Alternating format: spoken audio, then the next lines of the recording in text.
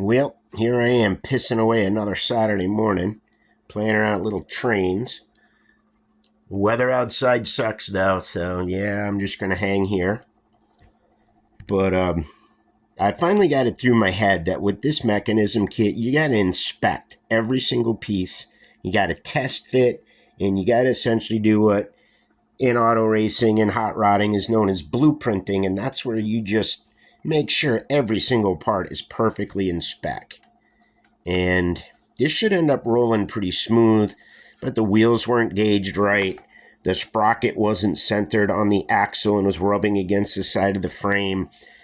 I managed to extract the broken tap. You can see I had to bore a pretty big hole in there with a tungsten carbide burr and a Dremel because you're not drilling out hardened steel. I had to drive it out with a hammer and punch, which bent the frame a little, but it was easy enough to straighten it out.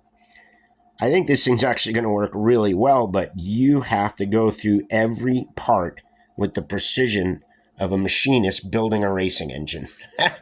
Maybe not quite that level, but it's that sort of thing. But I'm pretty sure it's going to end up working out in the end.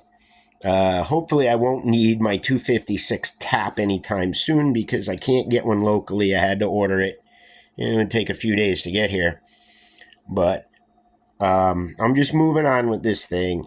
And I have had this apart and back together more damn times to make sure it's defect free and everything rolls smoothly.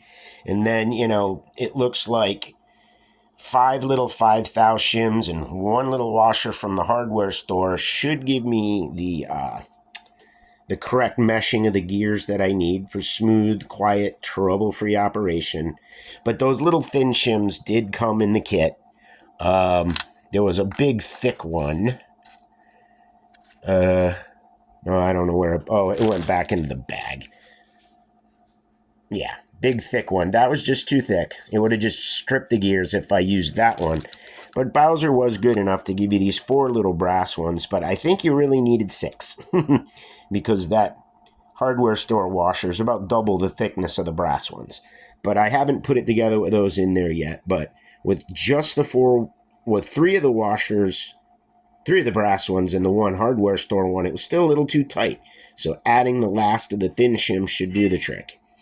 Anyway, grinding on.